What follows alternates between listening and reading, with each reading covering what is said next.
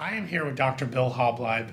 And Bill, you do coaching for business owners and lots of people. Can you tell us a little bit about who you provide those services for and what their purpose is? Certainly, I do coaching, teaching, and speaking, and I work with a variety of individuals, whether it's the C-suite level, the small business owner, or the mid-level managers. In addition to that, they would be my contractors. They would be people who would hire me to come in and do the work, but I work with doing coaching or workshops for your front-end employees, for your sales staff, wherever you need me to come in and work where you have an issue where you're stuck in one place and you're not able to get to where you want to be. That's where I would come in and help you make that transition or move from where you are to where you really want to go. Now, I see a lot of employers that, especially in the contracting type business, they may have 6 or 8 employees and they want to grow. And they've grown before, but every time they get to 10, 12 employees, they're not making the same amount of margin. They're not able to scale up. And a lot of them say it seems like it's a people problem. Is there employers that you've worked with, or what would you do to help them kind of get to that next level, get to 20 employees? First of all, when you get those numbers of layers from the founder or owner of the company to a executive level leader that's in your company to a mid-level and then down here, there is that tendency to lose touch from here down to here.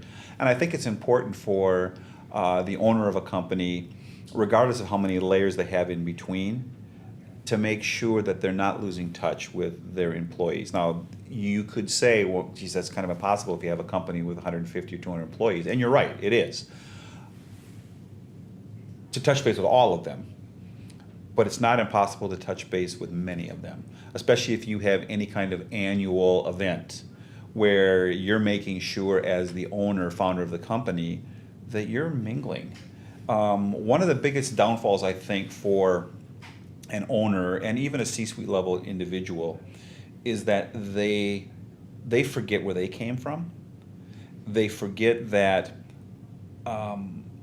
money is only a temporary motivator. An owner may say, well, I'm giving them raises. Well, that's all good and well in the short run. But if there are underlying issues that are creating for that employee an unhappiness, throwing money at them isn't going to be the solution. It's finding out what is causing the unhappiness. And whether you as the owner are feeling out those employees that are at the work site, that are frontline of, hey, what's going on?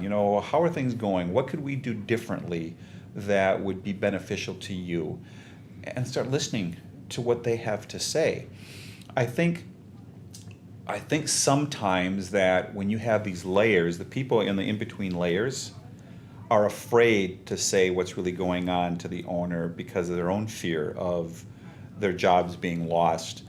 And if they know that, one, it's safe for things not to work as long as they're fixed, and that it's safe to come to the owner and say, you know what, I've been talking to the employees, and this is what they're telling me. Okay, how can we fix that? And we talk about that. So I think what I try to instill in, whether it's a C-suite, mid-level, or even the owner of the company, founder of the company, is the connection with your frontline people.